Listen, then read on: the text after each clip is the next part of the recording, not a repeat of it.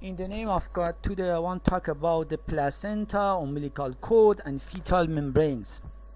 The first of all, I started from the placenta. Placenta is a temporary organ formed during pregnancy. It forms as an important circulatory link between the mother and fetus. The placenta consists of two major portions: the maternal part of the placenta that derive from the decidua, and I will talk about the decidua, what is the meaning of the decidua. And the second part is a fetal part of the placenta that's derived from the chorion. As you know, the change in the trophoblast is happen in the second week by formation of the primary villi, secondary and tertiary villi, but the tertiary villi is formed in the third week of the development. And we have one new structure that name is outer cytotrophoblastic shell, lacunal space, and decrease of placenta barrier and until the beginning on the 4th months. But by details, first of all, I started by decidua. As you remember, the placenta has two parts, the maternal part and the fetal part. The maternal part is named is a decidua, and which part of decidua? Decidua basalis. But the first of all, I want to talk about the definition of the decidua. Decidua refers to the functional layer of the endometrium. It means in this area, dot point area, refer to functional layer of endometrium after implantation of the blastocyst stage of the fertilized ovum. The term decidua, the decidua meaning falling off, is used for this part of endometrium as it separates from the remainder of the uterus and fall away during childbirth. After the implantation, here this is a uterine cavity, this is the site of the implantation, and this is the epithelial layer of the endometrium. This is a functional layer of the endometrium, and when the embryo is implanted in the functional layer, we have a change in the endometrium in response to the embryo, and this change is conversion of the stroma cells of the endometrium to the decidua cells. These changes happen due to effect of increasing progesterone level in the maternal blood. The stroma cell of the endometrium, it means that stroma cells in here, get converted into decidua cells by becoming enlarged, vacuolated, and filled by glycogen and lipids. It means that decidua cells is a large cells that filled by the glycogen and lipid droplets. The stored glycogen and lipid are the source of nutrition for embryo till placenta takes up this function. But we divided the placenta into three parts. Decidua basalis or decidua plate refer to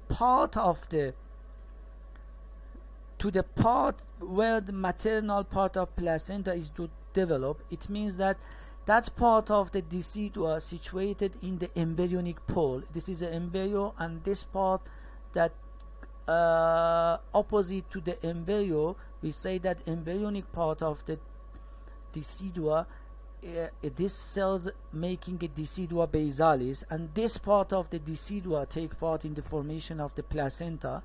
But we have a decidua reaction in the another part of the endometrium. In here I show it.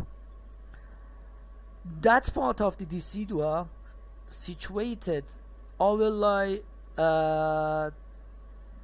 embryo and separated it from the uterine cavity here. This part of decidua separated the embryo from the uterine cavity. This part is named is decidua capsularis. And remaining part of decidua, it means these two sides, Its name is decidua parietalis. It's referred to part of decidua lining the rest of the uterine cavity. In conclusion, decidua bardalis opposite the embryo, decidua capsularis between the embryo and uterine cavity, and the rest of the decidua cells in the uterine cavity, its name is decidua parietalis. Another part of the placenta, as you know, it's come from the fetus. That name is chorionic part. It means that the fetal part of placenta is developed from the chorion. As you know, the chorion is a membrane formed by fusion of the trophoblast cells with underlying extraembryonic mesoderms. Here, as you remember, in around the embryo we have a here extraembryonic mesoderms that covered by cytotrophoblast cells is not shown here. These two layers together making the chorionic plates. And now I want to talk about how the chorion is formed. I want to talk about the formation of the villi and intervillous space in the chorion, and formation of the chorionic frandosome. As described in the pre-embryo stage of development, the trophoblast differentiated in two layers, cytotrophoblast and syncytiotrophoblast. And if you remember, in the 9th day of the development, the small cavity is appear in the syncytiotrophoblast as a name of the lacuna.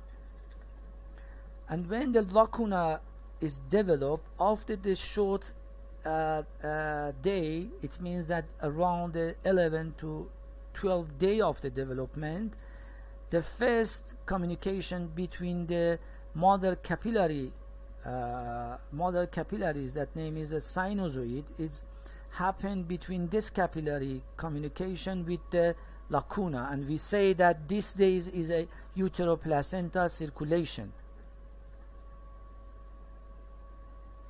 Here you can see that for the lacuna,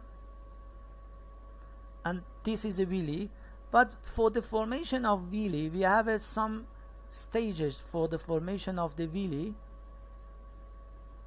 The formation of villi take place in the 3 stages. First of all, the primary villi is formed. In the second step, secondary villi is formed, and finally the tertiary villi is formed. But how the primary villi is formed? In the second week, the cells of the cytotrophoblast proliferated locally and penetrated into trabeculae formed by syncytiotrophoblast. Such cellular mass surrounded by layer of syncytium are called primary villi, and surrounding lacunar space filled with maternal blood are now called intervillous space. Here is an intervillous space because this one is a one villi and this one is another villi, and this lacuna here we can say that this lacuna is intervilli space.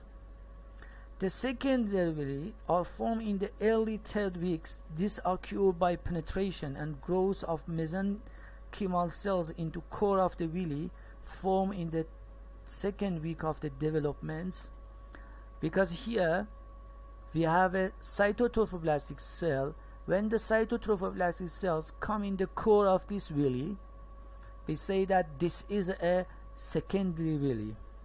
And tertiary villi are formed by the end of the 3rd week. This occurs by differentiation of mesenchymal cell of core of secondary villi into capillary and blood cells.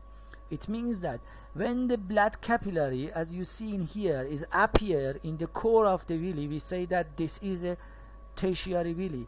Now in this picture you can see only the tertiary villi, because you can find the blood vessels and blood cells, the core of the villi. Okay, that's part of the villi.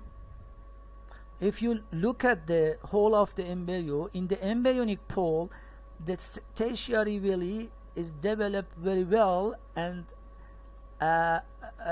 finally we say that this like a bushy chorion, or we say that this is a tertiary villi, and the shape is like a specific picture. We say that this is a chorionic frondosome. Frondosome means bushy. A small tree in the desert, that name is a bush. Okay, and because this is resemble of this bush like trees, we say that chorionic frondosome. And another pole, an abembryonic pole, the opposite side of the embryo, here you can see that the villi is not developed very well, and we say that this is a smooth chorion, because we doesn't need two villi in this part, in the opposites of embryo. And in conclusion, we say that the placenta has two parts. The maternal part is name is decidua basalis, and the fetal part is name is chorionic frondosome. Now you can see that the chorion is formed. During the 4th and 5th months, the decidua form a number of decidua septa, which project into intervillous spaces but do not reach the chorionic plate.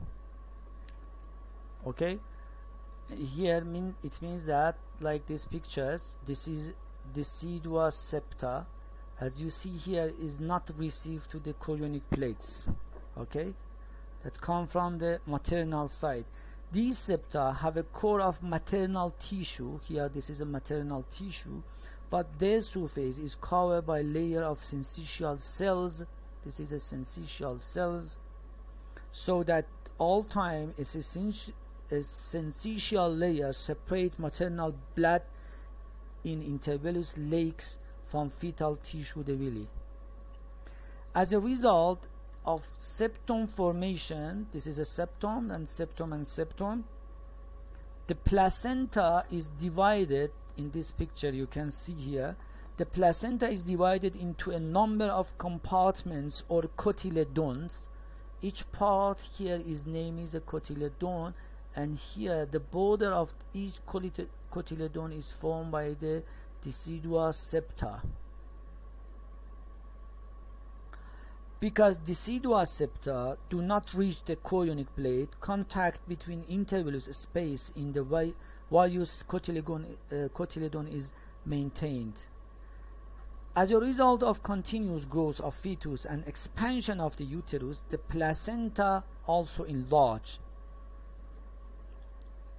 Okay, in the full-term placenta, placenta is discoid with a diameter about of 15 to 25 centimeters,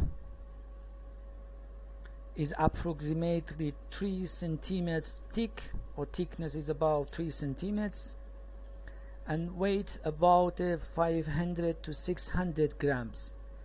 At birth is torn from the uterine wall, and approximately 30 minutes after birth of the child is expelled from the uterine cavity as the after birth. When the placenta is viewed from the maternal side, you can see about 15 to 20 slightly bulging area. It means 15 to 20 cotyledons covered by thin layer of decidua basalis are clearly recognizable. This is the decidua basalis here. In fetal surface of the placenta is covered entirely by chorionic plates. You can see here the chorionic plates covering toward the umbilical cord. The chorion in turn is covered by amnion. Here is covered by amnion, the chorion covered by amnion. Attachment of the umbilical cord is usually eccentric and occasionally even marginally. Rarely, however, does it insert into the chorionic membrane outside of the placenta here. This is an abnormal situation, and we say that this is a filamentous insertion. And about the circulation of the placenta, cotyledon receive their blood through 80 to 100 spiral artery that pierce the decidual plate and enter the intervillous space. And collectively, the intervillous space of the mature placenta contain approximately 150 milliliters of blood, which is replenished about 3 or 4 times per minute. The blood move along the chorionic villi, which have a surface area of 4 to 14 square meters.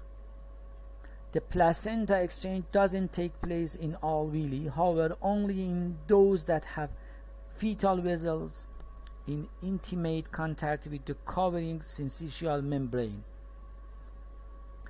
Here we have a placenta membranes. What this means from the placenta membrane? The placenta membrane, which separate maternal and fetal blood, is initially composed of 4 layers. In this picture you can see that structure of villi at various stage of development. Before the 4th month, this barrier consists of the 4 layers, as you see here: syncytiums, this one, cytotrophoblast, connective tissue, and endometrium. Started syncytium in the outer layers. The second one, the cellular layer, is cytotrophoblast.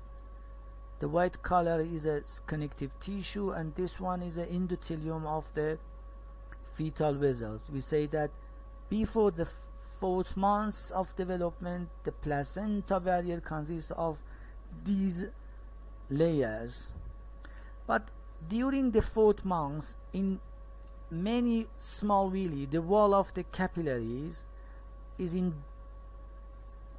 direct contact with syncytium. You compare these 2 pictures, and we say that the barrier diminished to 2 layers, syncytium and endometrium. Is exactly it's happened for the fast in the circulation. As a result, because the maternal blood in the intervillous space is separated from the fetal blood by chorionic derivative, the human placenta is considered to be a hemochorial type. Normally, there is no mixing of maternal and fetal blood. However, small number of fetal blood cells occasionally escape across microscopic defect in the placenta membrane. In conclusion, you can see that the chorion has chorionic frandosome and leaf or smooth. Only the frandosome take part in the formation of the placenta, and decidua divided to 3 parts, but only the decidua basalis take part in the formation of the placenta. And another point that is important, in some texts we say that this is a chorionic, this is anchoring villi, and this villi, like a tree, his name is a free villi. This is a coronal section of this villi. You see that this is a chorionic villi or a stem villi, and this is a free villi, and exchange of blood cells take place in the free villi in the humans. What about the function of the placenta? Main function of placenta are exchange of the gases. It takes place by diffusion, facilitated diffusion, active transport, and pinocytosis.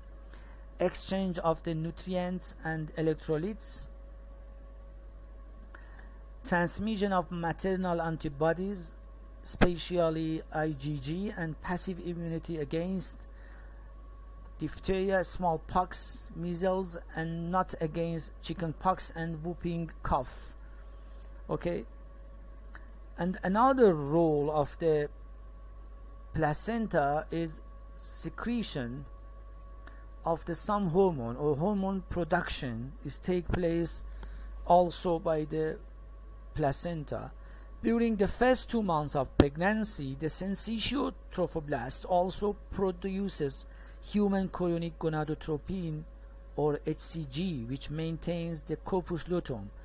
This hormone is HCG, it means the HCG is exerted by the mother in the urine, and in the earliest stage of gestation its presence is used as an indicator of pregnancy.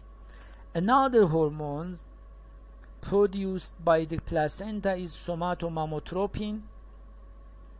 Formerly its name is placental lactogen. It is a growth hormone-like substance that gives rise to the fetus priority on maternal blood glucose and make the mother somewhat diabetogenic. And also the placenta secreted small corticotropin hormone and human tyrotropin hormone, and again the placenta synthesizes a small amount of cholesterol and the fatty acids. You can see that the placenta barrier of the 4th month, that as I told you, it consists of the 2 layers, syncytium and endothelium of fetal capillary. This is a role of summary of the role of the placenta. And sometimes we have some abnormality or disease, that one of them is name is erythroblastosis fetalis and fetal hydrops. What that means, as you know, some fetal blood cells escape across the placenta barrier. There is a potential for these cells to initiate an antibody response by the mother's immune systems. Okay, as you know, in high school, the basis for this response is the fact that more than 400 red blood cells antigen have been identified, and although most do not cause problem during pregnancy, but sometimes the antibodies will attack and hemolyze fetal red blood cells, resulting in hemolytic disease of fetus and newborn. Previously, the disease was called erythroblastosis fetalis because in some cases severe hemolysis stimulates an increase in production of fetal blood cells called erythroblasts. And here you can see that severe of anemia occur in a few cases, such as hemolytic disease of fetus and newborn is a more appropriate terminology. In rare cases, the anemia becomes so severe the fetal hydrops means edema and effusion into body cavities occur, leading to fetal death. And you can see here about the erythroblastosis fetalis and hydrops. When does it occur? When mother Rh negative and fetus be Rh positive. How does it occur? Fetal RBC into the maternal system at birth. Treatment, intrauterine or postnatal transfusion for affected. Prevention, antibody screening and anti-D immunoglobulin.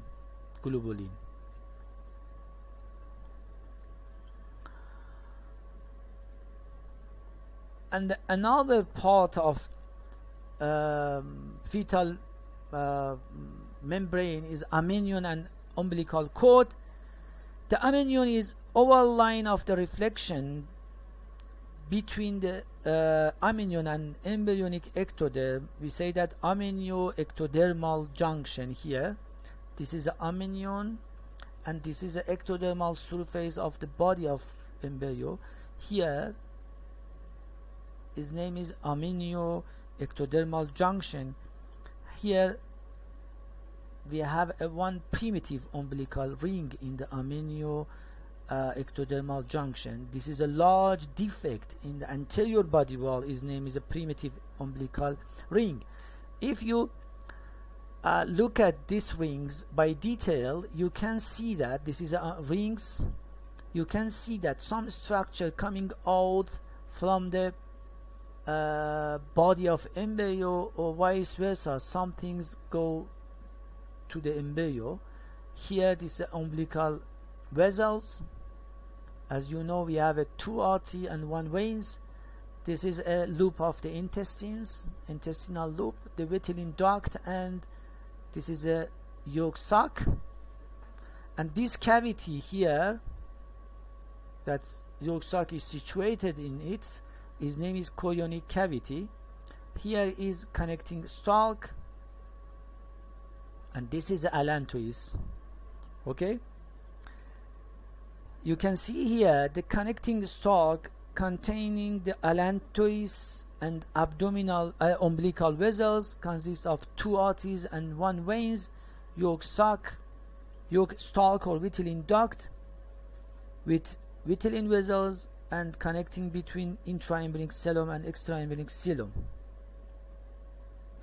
During the further development, amniotic cavity enlarged rapidly at the expense of the chorionic cavity, and amniotic begin to envelop the connecting and yolk sac stalk, crowding them together and giving rise to primitive umbilical cords.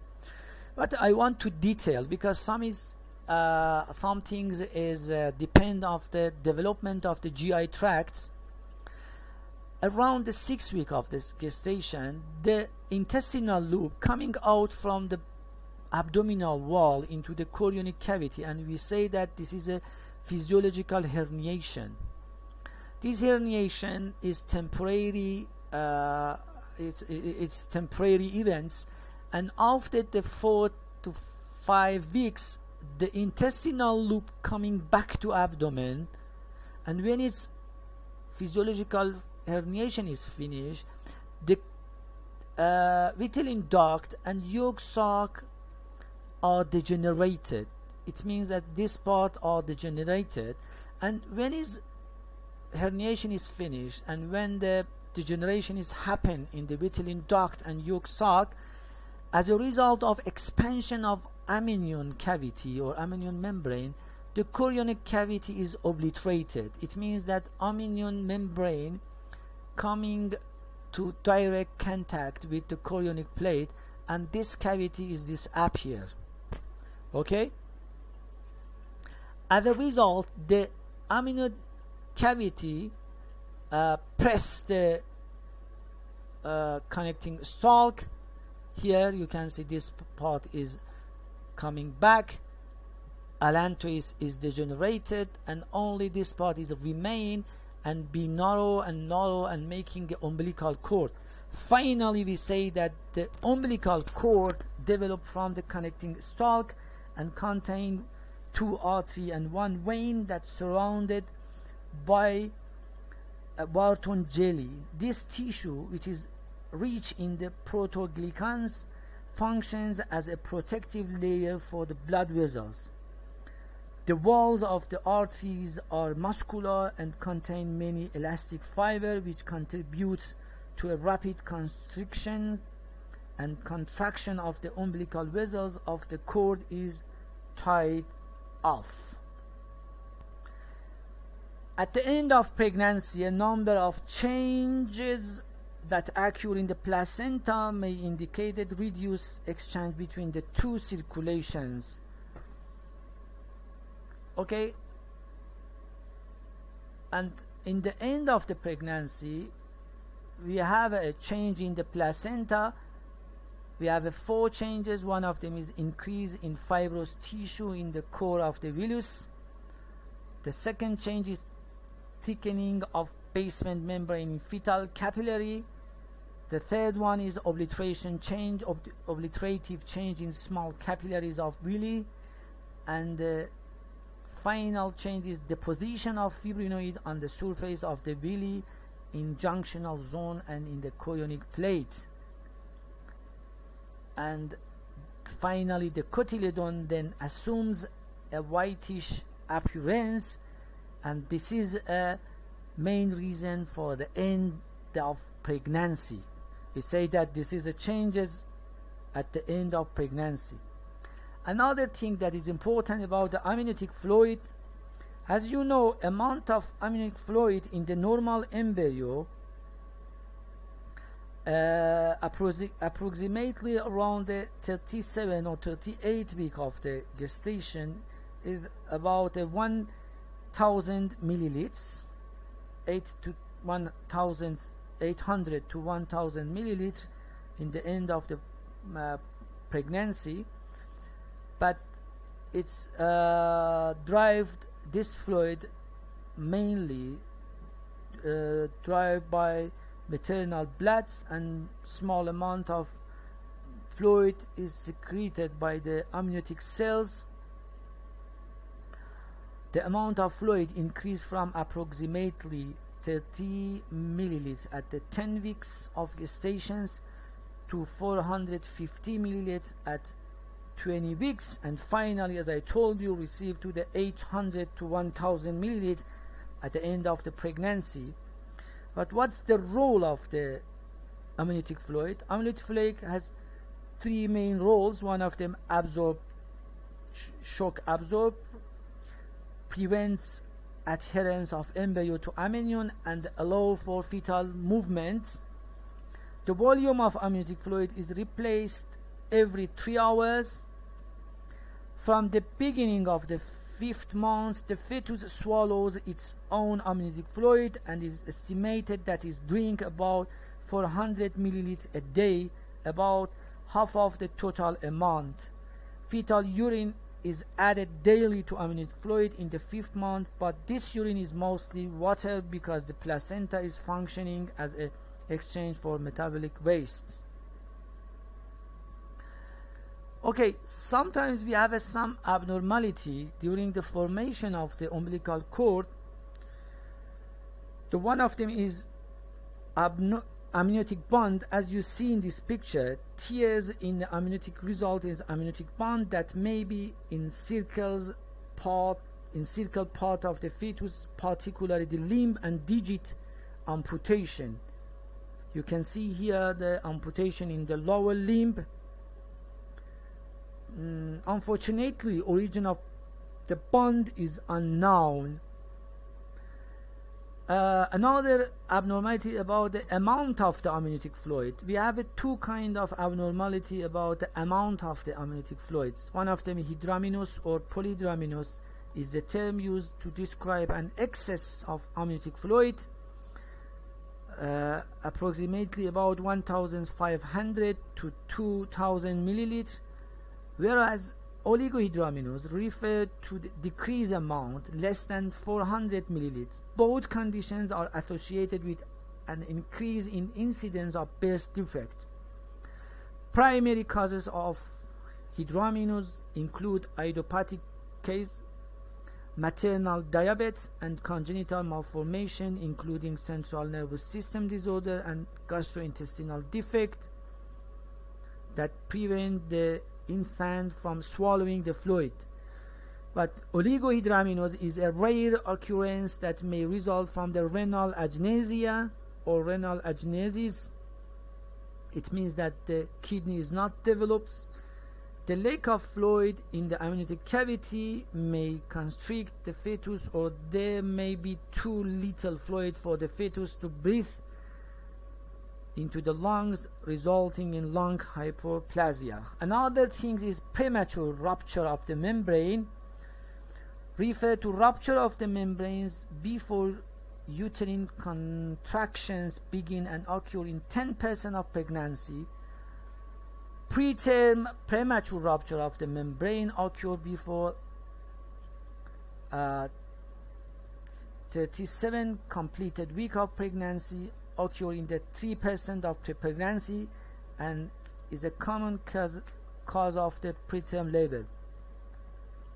The causes of the preterm premature rupture of the membrane are unknown, but risk factors include a previous pregnancy affected by prematurity, black race, smoking, infection, and severe polyhydramniosis. And final point and final things that I want to talk about, the placenta is a placenta or fetal membrane in twine. The frequency of pregnancy, multiple gestations, it means, for example, twins, triples, has increased substantially in recent years and now occur for over 3% of all live births in the United States.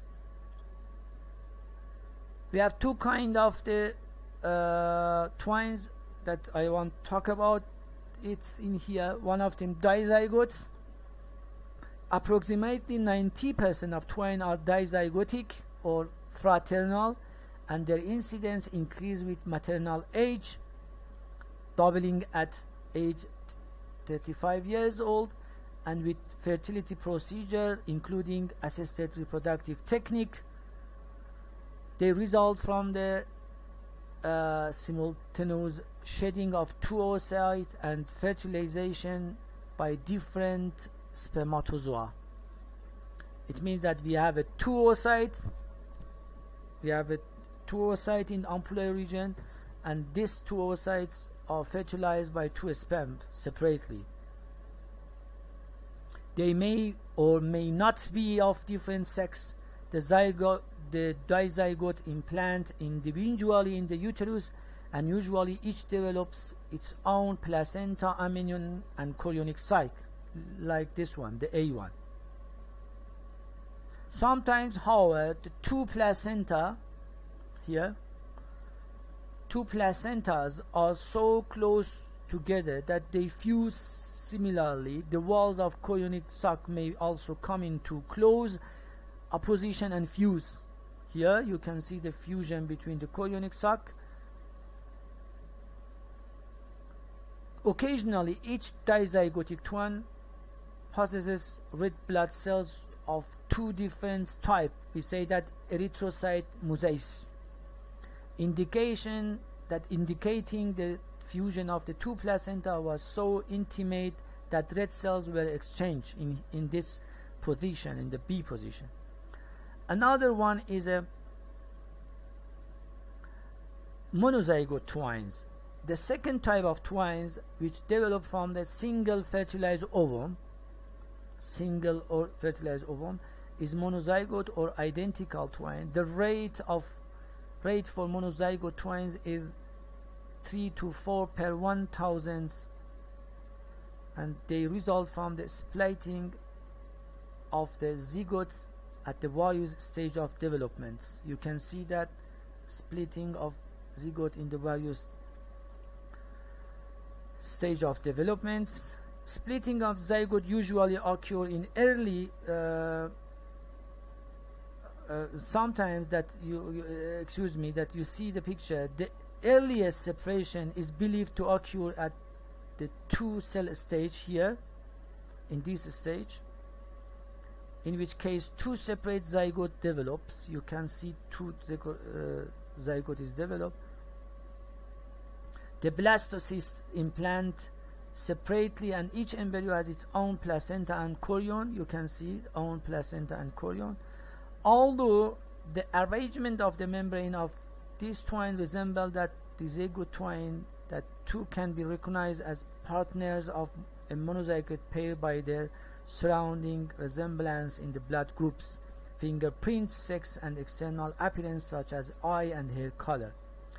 Splitting of zygote usually occurs at the earlier blastocyst stage. In here, this is blastocyst stage.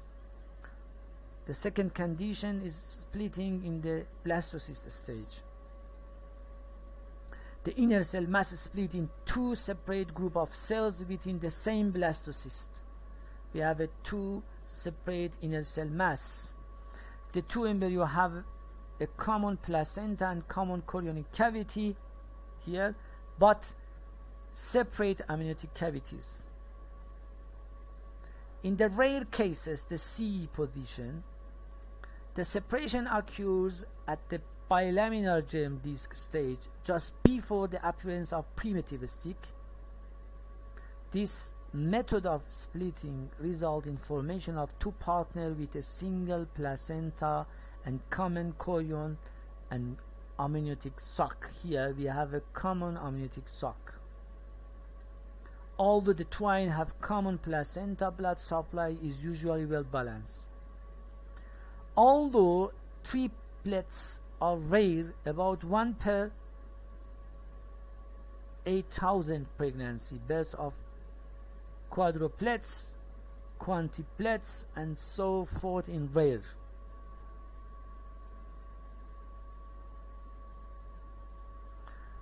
Finally, I want to talk about some clinical correlates. Abnormalities associated with twines.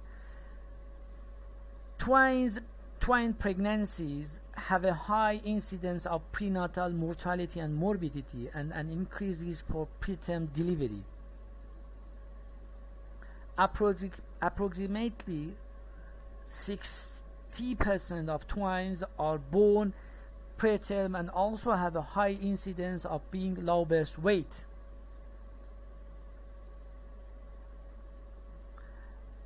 And the one of the important abnormality, as you see here, that is vanishing twine. The term of vanishing twines refers to the death of the one fetus. This disappearance, which occurs in the first trimester or the early second trimester, may result from the resorption or formation of the fetus papyrusus. Here, fetus papyrusus.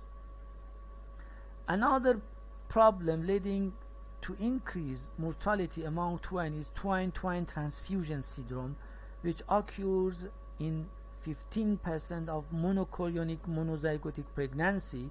In this condition, placental vascular anastomosis, which occur in a balanced arrangement in the most monochorionic placentas, are formed so that the one twine receives most of the blood flow and the flow to the other is compromised. As a result, one twine is larger than the other. The outcome is poor, with death of both twines occurring in the 50% to 20% cases in here.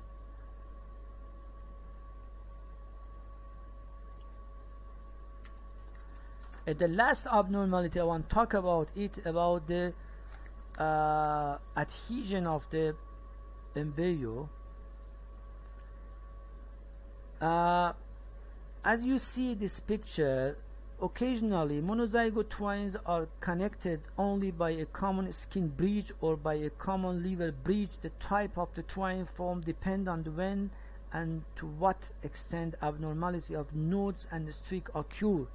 This is a thoracopagus twine and this is a craniopagus twines because they're connected by cranial regions. Misexpression of genes such as goscoid may also result in conjoined twines. Many conjoined twines have survived, including the most famous pair, Chang and Eng, who were joined at the abdomen and who traveled to England and United States, an exhibition in mid of 90s.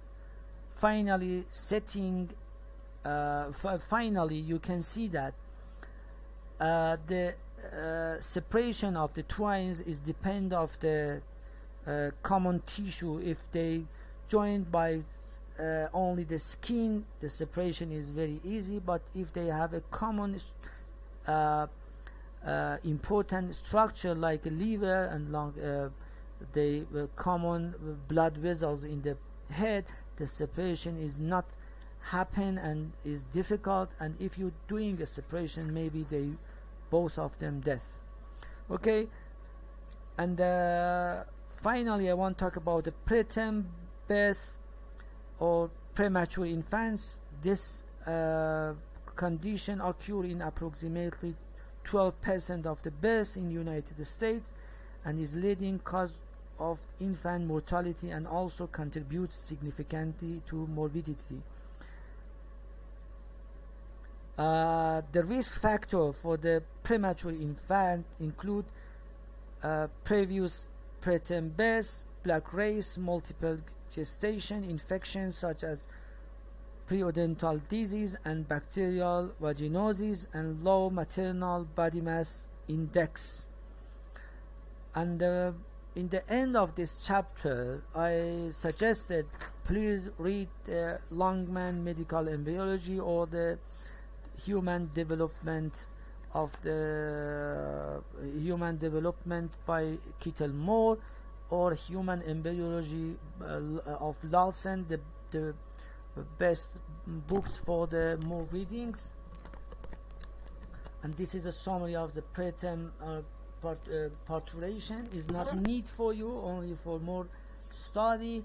In the last session that I want to talk about the congenital abnormality in the embryo. Thank you. See you in the next lectures.